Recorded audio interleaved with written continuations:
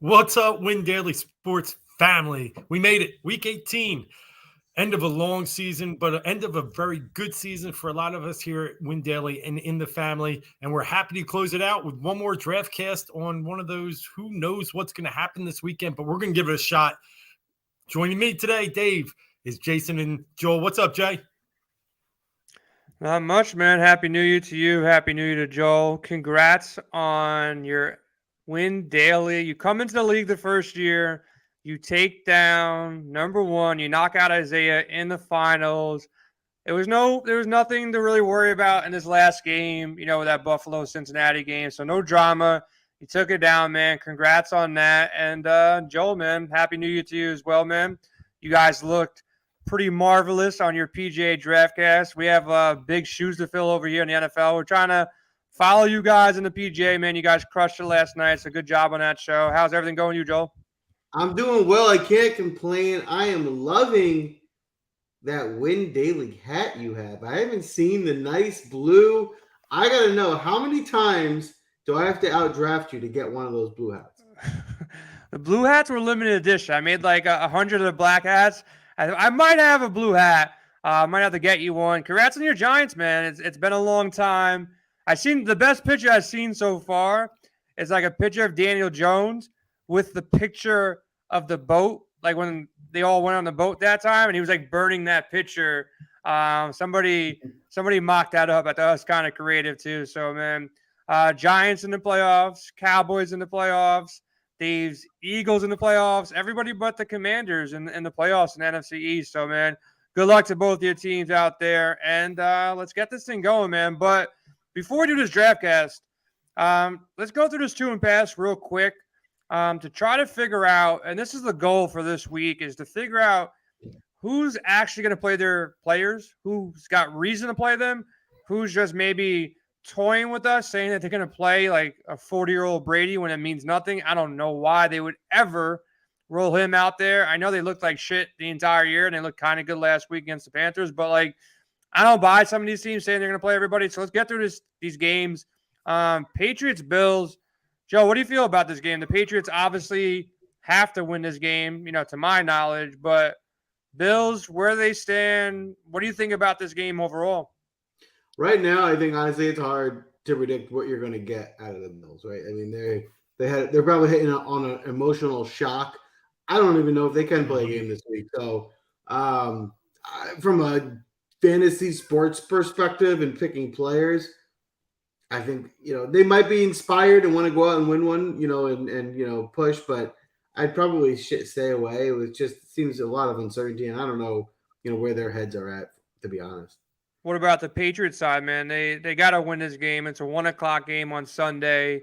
Any interest in Stevenson or Jacoby Myers? Had a pretty nice game, last week.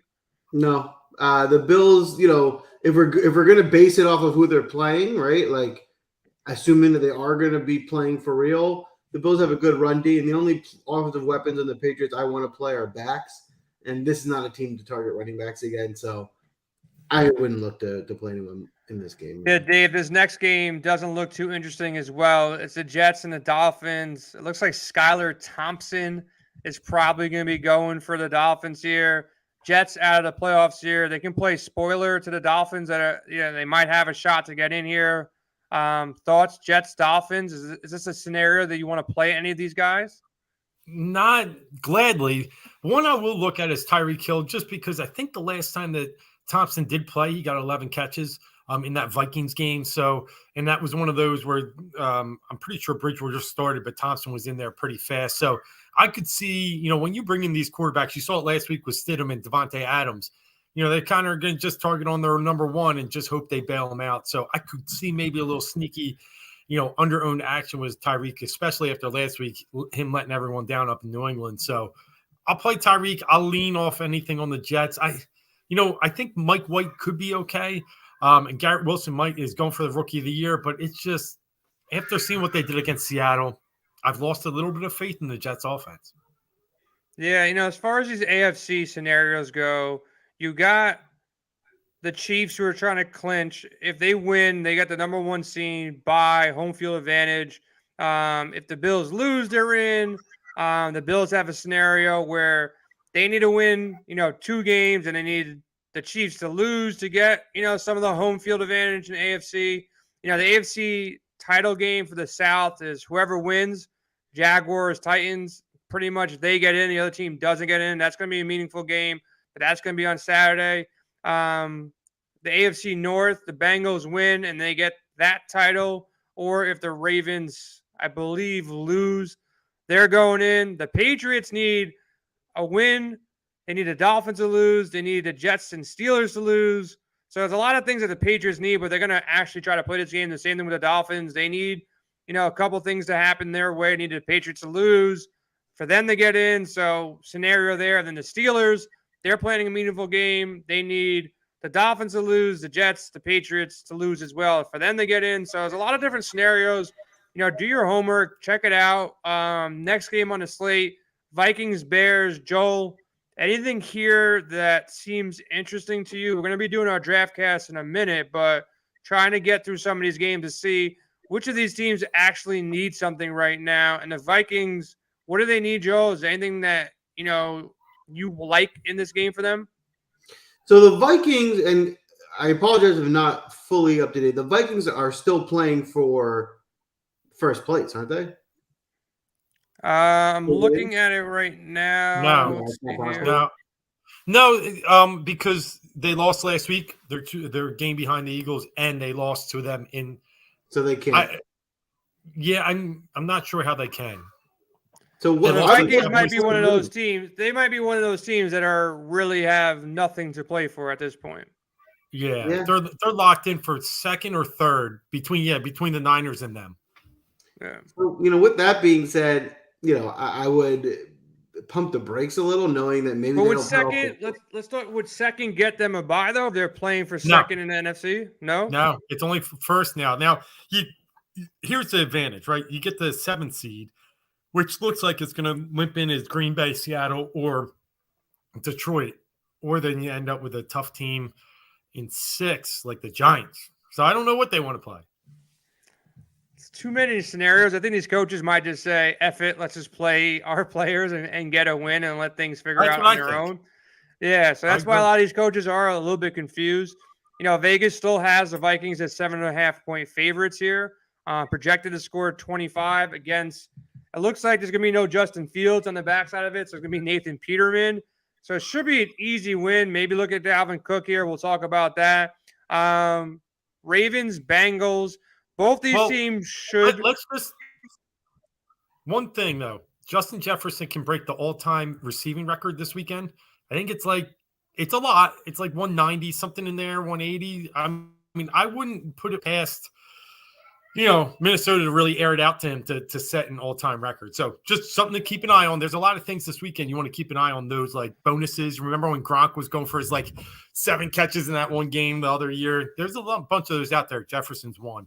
Pat Mahomes got to go for 420 to set the all-time passing record too. Yeah. With the Vikings, looking at Vegas, they still got the Vikings scoring 25.5 points here. Bears not too good, only 18. So I'm going to lean at least early in the week. It's Wednesday. Obviously, we'll have more shows. We'll have our series show on Saturday. We'll have more clarity. But go to Vegas. Vegas usually projects. They don't want to be on the wrong side of millions of dollars of bets, getting these over-unders wrong. So that's my guidance right now. Minnesota's favored by 7.5, projected to score 25. So seems like the starter's going to be playing there. As far as Baltimore and Cincinnati, I think they're running all their starters. Both sides of this is, a game that means something. Bengals still have a game to potentially make up for, so they're playing for something here. Ravens need to get their seeding in, so I think they're playing everybody. Probably no Lamar Jackson. I'm assuming they're saving him for the playoffs at this point. So this is a game that, since he's favored by 7, projected to score 24, Ravens sitting around 17. Ravens offense has been, sputtering with Huntley behind him, so not so much on that side I like. The Bengals are going to be interesting here. And then we got the Bucks and Falcons, Joe. I heard earlier today that they're going to ride out Brady, which makes absolutely no sense. They're going to play starters here. Me and Dave were talking earlier. Dave was saying they look like trash anyway, so they need practice time. But I don't know. You think Brady rolls a whole 4 quarters? I could talk myself into it, right? I think they started to show improvement last week. They looked pretty good on offense. Maybe they want to carry some momentum into this week and then ride that into the playoffs. And if that is what their plan is, and they really want to maybe show that they can run up the score and have a big day, this is the matchup to do it, right? This is one of the worst pass defenses in the league. So maybe this is a spot where they want to get right. They want to show out and kind of build some confidence going into the playoffs. I think it is a good spot, but maybe you can target some of these Buccaneers on the offense. Yeah, the next game, we can pretty much skip over most of this, but maybe the Saints become somewhat interesting, Dave. Panthers are done. They lost to Brady last week, so they're done. The Saints, they're at home, 3.5-point favorites with Andy Dalton and Kamara and Olavi and Shaheed. Saints, what's your thoughts here? Is there anything that they're playing for at this point in the season? Yes.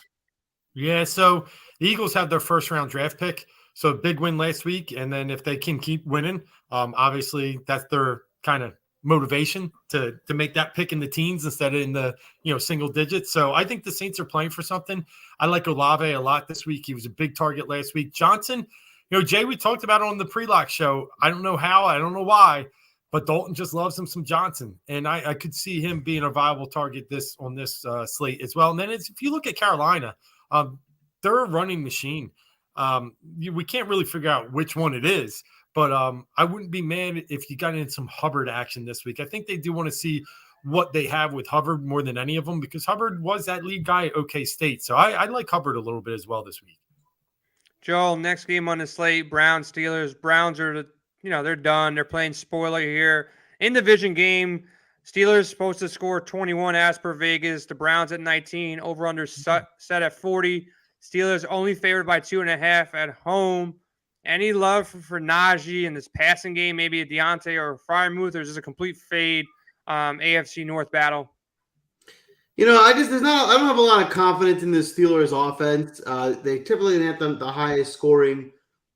If any, I would look at Najee just because the Browns have been pretty weak against the running backs, and he is their guy. So if there's a spot for one guy to have when it's in, but Najee's been pretty bad this year, so he's not someone I'm going to be overexposed to. Dave, but he looked great last week. He did. I like your point. He actually looked running hard. One of his best games ever, I thought. I agree. He did show improvement. My theory, and what do I know, right? But my theory is that I didn't think that Najee was broken. I just thought the offense was, and he wasn't getting holes. And I thought they had a good week last week. I'm not sure if that's something they can do consistently, but you're right. This is the team that they should be able to find some success on the ground, if any. Yeah, so next game on the slate, I think we can pencil as, this is completely lost game. Colts, Texans, nobody's playing for anything. Low scoring game, total 38.5. Both quarterbacks are out for me. The passing game, they haven't been doing anything all year, so pretty much just a fade spot. Dallas, Washington, the Cowboys playing for some things, trying to move up in seeding here. They're projected to score 24. Sam Howell's quarterback for the Commanders, so maybe some Dallas D, maybe some Dallas offense. I think Dallas is a team that we know what we're going to get from them. We know what we want. I'm going to see what's going on with Pollard if he's out again, which I don't think he would be. But if he's out again, Zeke becomes interesting. This passing game has been pretty consistent to CD, Dalton Schultz. Joel, you talk about the next game, though. Dabble comes out and says the Giants are going to play everybody, which makes no sense. The Eagles got something to play for here. Do you want your Giants to play? Does it make any sense to you for them to play a tough game when the Eagles are actually fighting for a spot? Listen, I mean, I think what we talked about pre-show, right? The year they won the Super Bowl, they had something to play for that game, and they went out and gave a great effort against the Patriots, and they lost. They came out short, but it gave them a lot of confidence going into the playoffs. And maybe they're trying to find something like that where they have a good game against one of the better teams and bring some momentum. But there's definitely risk that this game doesn't mean anything, and if it's not a really close game in the second half, that they just sit Saquon or Danny Dime. So even though I do think the Giants are playing good football and they're a good football team, they're also not the best fantasy team, right? This is not a team that's going to score in bunches typically. So from a scoring and fantasy perspective, I don't think you need to target too many Giants. I'd probably look elsewhere. Yeah, the Eagles playing for the number 1 seed. They're going to be playing to win. What's the talk with Jalen Hurts, Dave? Is Hurts a full go? Is he a guy that you can be drafting first in this draft cast in about 2 minutes? He could be. I think he's a full go. Practice today. I think we've seen the end of the mania. So people are thirsting for some more Hurts. So I think they're going to find a way to get him in there. Listen, you get another week off next week. If you can get through this game with a win, it's very important to the Eagles. I think you'll see Hurts out there, and I think you'll play well too. Joe, let me just ask you one question. Let's rewind 2 years ago. The Eagles had nothing to play for. We're playing the Washington Commanders, and they kind of tanked it in the fourth quarter to knock the Giants out of the playoffs. You kind of remember that? Hurts was the starter, and they actually brought in some guy. I'm going to remember the name in a minute here while we were winning, and we ended up losing in the fourth. I think the Giants slightly remember that, and that's why I'm wondering if that's their motivation this week. It's an interesting take. It's a good point. My only counter to that would be different how many guys are on the team. It's a new coach, but it's the same owner. That's why I don't know. I don't know. Yeah. It's an idea. It could be. Yeah. It could be. I mean, listen, at the end of the day, regardless of that, that's a good point too. But like the Giants want to beat the Eagles if they can affect the Eagles season. That's the Giants and Eagles are rivals, right? If the Giants can negatively affect the Eagles season in any way, they're going to want to do that. So, like, I do think if this game is close in the second half, the Giants are going to keep their guys in and try and win the game. That's what I think. But if they're down even like, if it's 24-7, there's no need to keep the guys in. They're fine, get them out, and let's go to the playoffs. I agree. Yeah, next game on the slate, San Fran going to steamroll the Cardinals. I don't know what the hell happened last week. The fact that the Raiders without Derek Carr goes out there and almost beat the Niners, shocking. But that's been the NFL season the entire year. It's like when you don't think things will happen, things happen. The Cardinals are not going to beat the Niners. There's no Hopkins. There's no Kyler Murray. They got nothing to play for. Vegas got them projected to score 13. McCaffrey's looked great the last couple of weeks when there's been no Deebo Samuel. Deebo might be back. They're playing for their bye as well. So McCaffrey definitely in play. Outside of McCaffrey, not too many people are going to be targeting in the San Fran game. Chargers, Broncos, this is kind of weird to me. Have you heard anything? Because I'm looking at the Vegas line right now. Chargers projected to score 18 against the Broncos. I know the Broncos defense is okay, but 18 points, that seems like Vegas thinks that the Chargers might not, play all their players, if they play any of their players. I think there's some seeding with potentially avoiding certain teams where if they win, they can potentially maneuver a little bit. But Vegas doesn't look like the Chargers aren't favored. The Chargers are only projected to score under 20. Makes me think that Vegas knows something about the Chargers and they're not going to play their starters or the entire game. Joe, any thoughts here on this line? Kind of fishy to me, kind of tipping their hand to my point. That's what I'm looking at right now. I agree with you. It's fishy enough to scare me off. So, I mean, unless it changes or if I read something that confirms that these guys will play, I don't think I'd want to go there because that doesn't smell right. And the worst thing you can do is lose because you have a guy in your line that just didn't play. Yeah. Next game, Joe, just break down the Rams Seahawks before we get into this draft cast. Obviously, a lot more to talk about.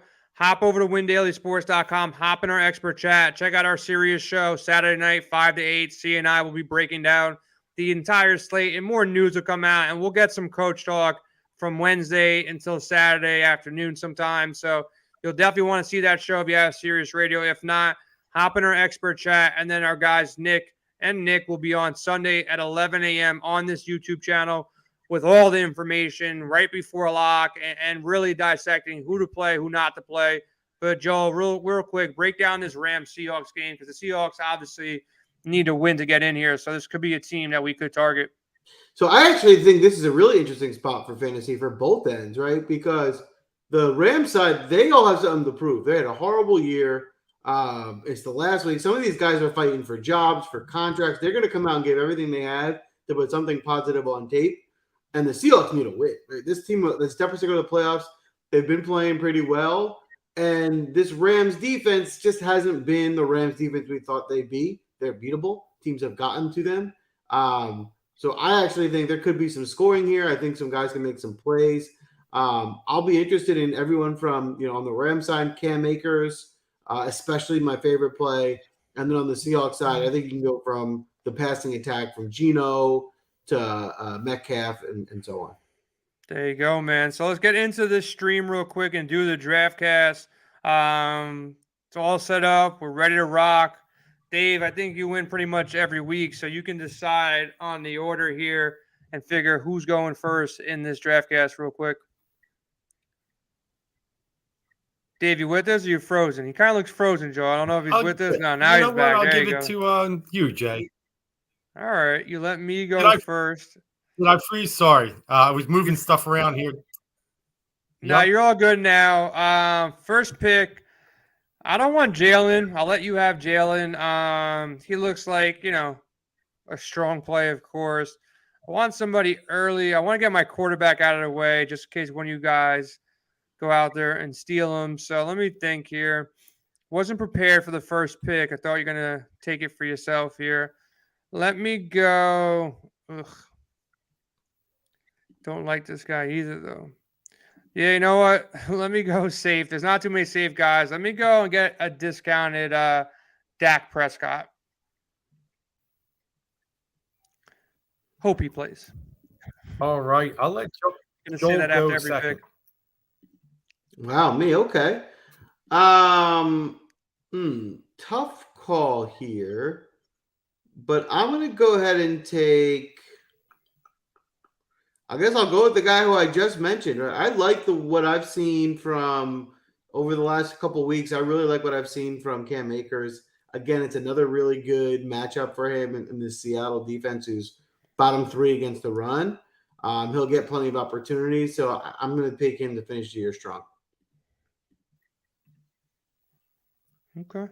All right, I like it. I'm going to jump to the Cincy combo. I remember a game a few years ago, actually, when Joe Burrow and Jamar Chase put up like 70 against Baltimore. They got to win this game to win the division. I'm going to take the Cincinnati pass game here and see if they can light it up on the board. Okay. You get another pick. That's funny. I was going to take Joe Burrow, and I really didn't think you were going to. It's like, I'll wait. I can get him later.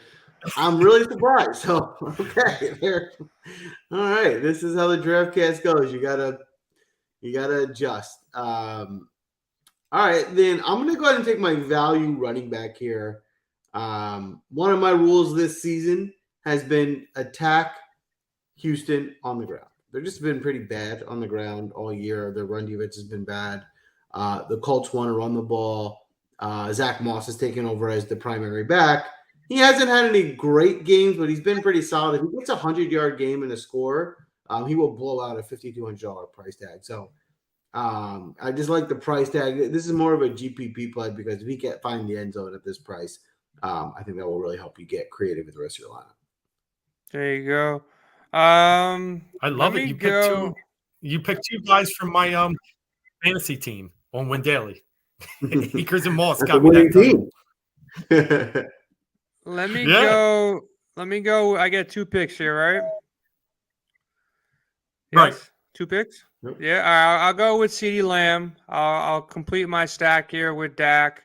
And then the young kids look pretty damn good. I think, if you're looking to, go in a game that's not meaningful, go with some rookies, go with guys who are fighting for a contract. This guy's price has been, $4K, $5K for the last 3 or 4 games, pretty much the whole entire year, but he's assumed the lead back role for Atlanta. So I'll go Algier, 5,600. If I'm playing guys in unmeaningful games, give me rookies, and give me somebody that's proven to, basically take the entire backfield. I know Cordarrelle snuck one in last week, but Algier still had a pretty good game, and prior to that, he's had some monster games. So Tampa doesn't scare me. They might be resting some guys offensively, defensively, middle of the pack, rush defense. So give me Algier, 5,600. I like it. I do. Does that put me on the clock? Yes. Yep. All right. I'm going to go ahead and go with. So I guess I am a glutton for punishment. As you could probably tell, if you've been following us, I probably draft this guy every other week.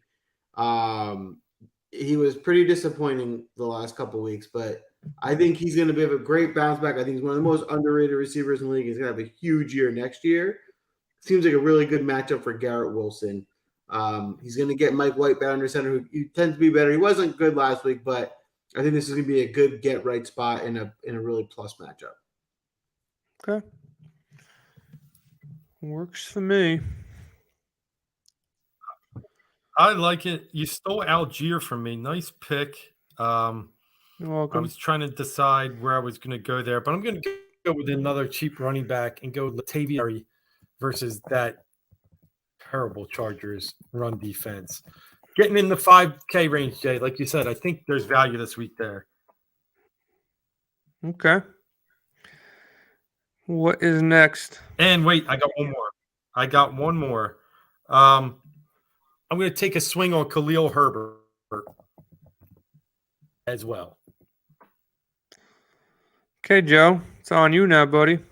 Well, I meant what I said before. I really do like this Bengals pass offense against the Ravens. Another team that's a funnel defense, right? They're really good against the run, and they're pretty bad against the pass. So, seeing as Chase is already off the board, go ahead and give me Higgins. I got 2 picks. I feel like everybody hopefully will finally be off this guy since everybody got burned by him the last couple weeks. Plain spoiler, like you guys said, give me Tutu Atwell. He's still getting some targets, not doing much with the targets. Everybody thought he's going to have a great game. He hasn't had that great game as of yet. Hasn't really got that rapport going with Baker here. But trying to target this game, late game. Don't have to worry too much about this guy not playing. Now I'll go Kenneth Walker. Seattle's got to win. He's 6,400. 100-yard games in the past 2 games, 100 yards versus a tough Jets defense last week. He should be able to roll against these Rams. Nice price tag, 6,400. Stay in that mid-range, and I'm pretty much throwing a little game stack here with the Rams in Seattle, where I think both these teams are going to be playing hard. All right, puts me back on the clock here. For when I target the tight end position, I like to target matchups. Right, there's certain matchups that guys, the tight teams that are just really poor against the tight end. There's 2 guys right now that are the obvious plays. I'm going to go ahead and go with Tyler Conklin and the Jets. You both have quarterbacks. It's pretty obvious where I'm going for the quarterback position. I'm a glutton for punishment. He's punished me multiple times, but I'm going to go back. Obviously, you'll wait and see until I get the pick later on. All right, Dave, it's on you, bud. All right. I am going to go with who did I have there? I'm sorry. I had him lined up. Yeah, I'm going to go with Najee Harris. We talked about it before. Put him in the flex versus a bad Cleveland defense in a game that means something to Pittsburgh. So I like him there. And then I'm going to go with my defense just because it's one of those weeks where I think we can attack some cheap defenses here. And I am going to take – I'm going to do it. I'm going to take the Falcons and hope Brady doesn't play. That works. Joel, you're up, right? All right, I'm going to go ahead and take DK Metcalf. They played the Rams just 3 or 4 weeks ago. He had 130 yards and a touchdown and torched them. This game means everything for them. They need to win. It's a big game. It's another, I think, good spot for him to have a big day. Okay. I'm going to go with the Jets defense going against Skylar Thompson. Jets are playing spoiler here in division. Going to go there. 2,600, get a cheap D that's been pretty solid the entire year. And then I'm going to go with a double stack here. I already got Dak and CD. If it's not CD catching passes, it's probably Dalton Schultz. Nice value, 4,500. It's been pretty consistent all year long. So let me get a nice outing from Dak here in a game that they want to win here for seeding and complete that stack.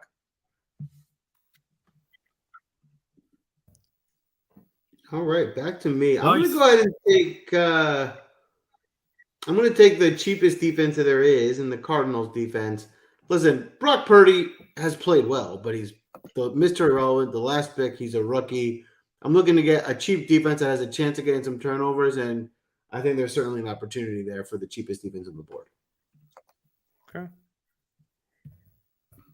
Next. Well, you guys took tight ends, and I like. Did I get it? You're good. I'm going to go Higbee. Okay, cool. I will go Higbee. Solid play for sure. Guy I was looking at earlier.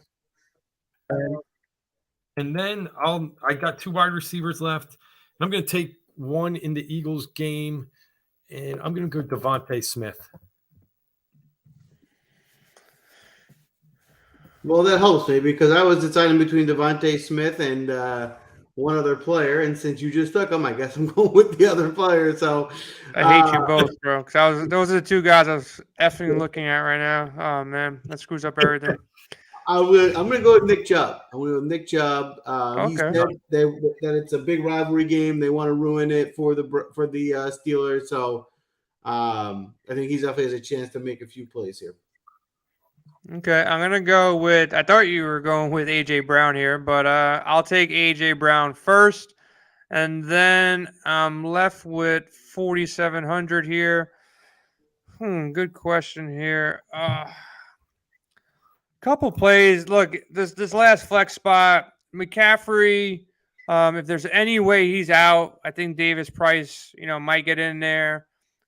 Peoples Jones in the same price tag at 4,700 kind of looks interesting here. Looking at the boards, give me another second. I can't think anything. I'll take a shot on Peoples Jones for GPPs, but kind of ugly. It's been kind of weak. Can go Curtis Samuel, Slayton. You know what? Actually, no. Give me Peoples Jones, whatever. Maybe breaks a long one here. Don't like that spot. There's going to be a better spot at 4,700 once we get to lock on Sunday. But as of right now, I'm not seeing much else in that zone. I don't want to hold up you guys. I like it. The only other one I would look at a Giants receiver, but you can't trust them. I was looking at Slayton there. I was looking at Tyler Boyd there. Kareem Hunt, you'd need to know some information about Chubb not playing. Curtis Samuel, potentially. Dotson's in that area too. Dotson probably a stronger player. I probably should have went Dotson with this Dallas stack, but pick's already made.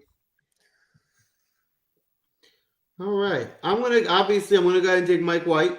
I actually like Mike White. I think he's a good player. He's had a few big days. He hasn't found the end zone at all after the first week, but I think there's some positive touchdown regression coming. This is a very positive matchup and one of those defenses that's good against the run, not great against the pass. So I'm hoping, and he has some incentive, right? This is a guy fighting for a starting job. That's not promised to him, so he has incentive to go out and have a big week. I like that call. Dude, I like it. He let some people down last week, but I think he's going to come back and play well against that bad D this week. And I'm going to go with another guy that let people down a little bit last week. Greg Dortch, he did get 4 receptions, but only 10 yards. He's been getting a lot of the targets. He had 11 targets again. So I think I'll take him as a under 4,000 receiver to put over a lineup that I think is balanced and has people that will play. Okay, I think we're pretty much done there. I really want to change my pick to Dotson, but go ahead. It's up to you guys. Go ahead. Change it to Dotson. I got a Dallas stack here. It makes a lot more sense. I know Sam Howell's quarterbacking, but they're going to be playing from behind. Dotson, big play material. So give me Dotson over Donovan Peoples-Jones, which means Donovan Peoples-Jones is going to kick return for a touchdown.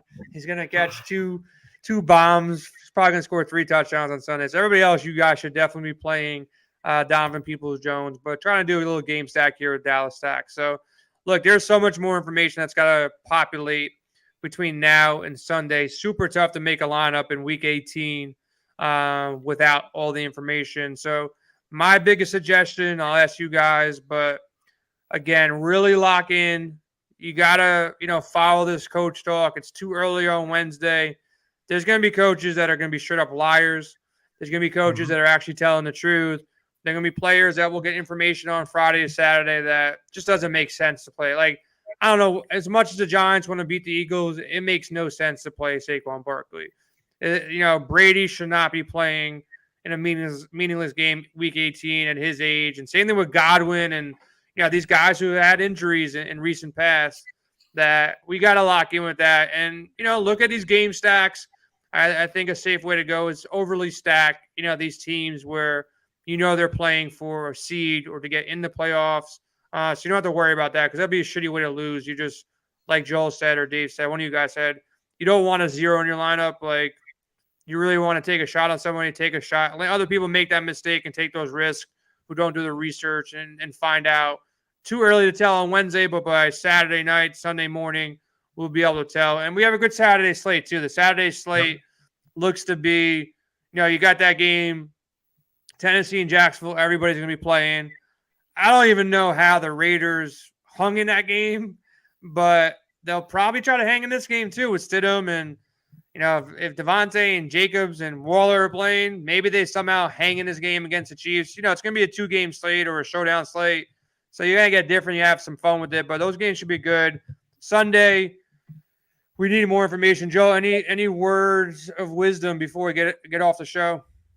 Yeah, I think you hit the nail on the head, right? This is a weird week. Don't play it like any other week. If you're going to play this week, take the time to listen, especially Sunday morning, on the news that comes out. Because by Sunday morning, coaches kind of tip their hat a little bit of guys will play some, guys will play the whole game. You need to know that. And if you don't know that, and if you're not going to spend the time to look, then don't waste your money playing because one mistake is going to cost you your week. So if you're on top of it, if you feel like you have an edge because you know which guys will be getting time, will be targeted, it could be a good way to make money too, but just make sure you're prepared. Yeah, I think there's a massive edge on weeks like this because a lot of people, like even me and you, Joel, saying like, I don't even know if I really want to play this week because it's going to be annoying as hell to kind of decipher what's real, what's fake, but a lot of people won't. They'll just go in there, let me go play this guy, let me play that guy, and they're going to get goose eggs, come Sunday. So I think there'll be a big edge, but you're going to have to lock in on Saturday night, Sunday morning. In our expert chat by Sunday, we have 11 o'clock a.m. show on this same YouTube channel. You lock in with us or on Twitter, ask questions, and we'll know the entire game plan by then. So there will be a massive edge for the people who play and people who lock their lineups on Wednesday and Thursday. They don't come back and check them. I wouldn't be surprised if there's some overlay too. So look out for overlay. And then one other thing, save your bankroll for the playoffs. The playoffs are really fun, especially the first 2 weeks where you really know who's playing. And you can really fire away and build that bankroll through, the playoffs instead of risking it a little bit on the last week. Dave, any thoughts? Anything in the betting markets that you like so far? Well, what I'll say is everything you guys said is right. And don't forget the incentives. Big week. I'm telling you, week 18, you want to watch guys out there. Zay Jones needs 2 catches. There's a bunch of guys. Tyler Higbee needs 13 yards. So not only, from a DFS, but also betting perspective, look at these guys to try and put up some decent numbers. Teams don't mind paying out some of these bonuses to guys they really like. So I like Higbee in the prop market, wherever you can get his yards and receptions. I'm really going to be looking at, he's playing for $500,000. Reminds me of the He's going to get 13, bro. He's going to get 13 unless they bench his ass. Like 13's easy, but yeah, I get 100%.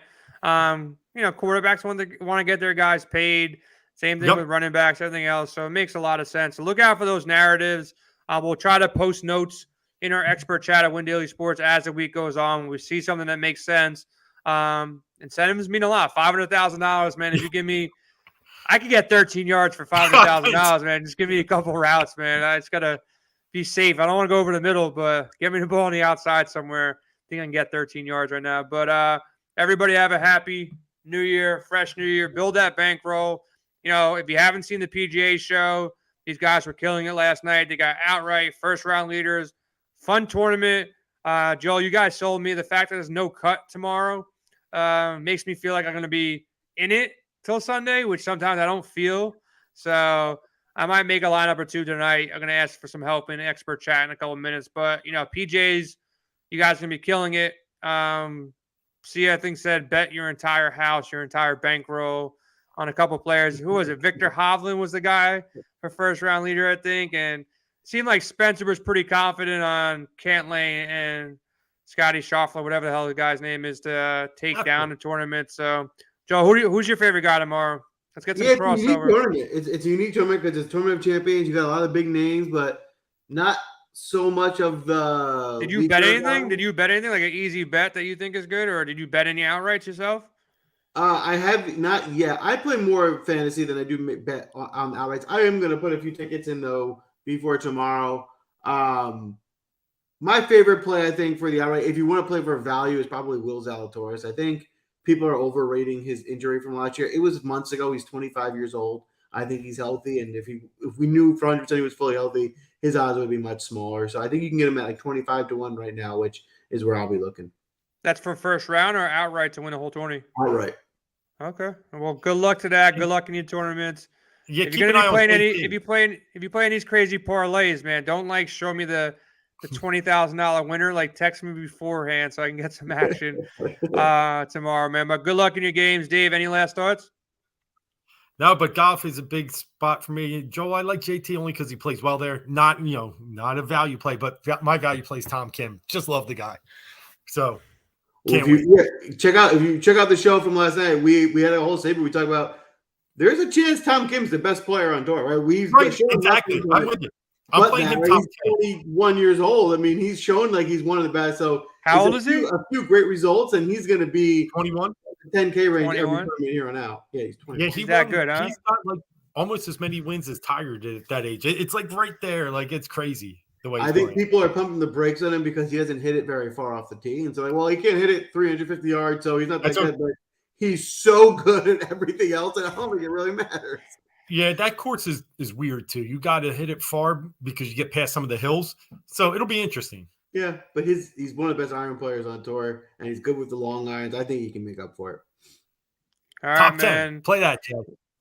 All right, top 10, Tom Kim. Sounds right, Ben. All right, good luck, everybody. Hop in our expert chat. We'll have a lot more info coming down the pipe, on Friday, Thursday, Friday, Saturday. So enjoy your week.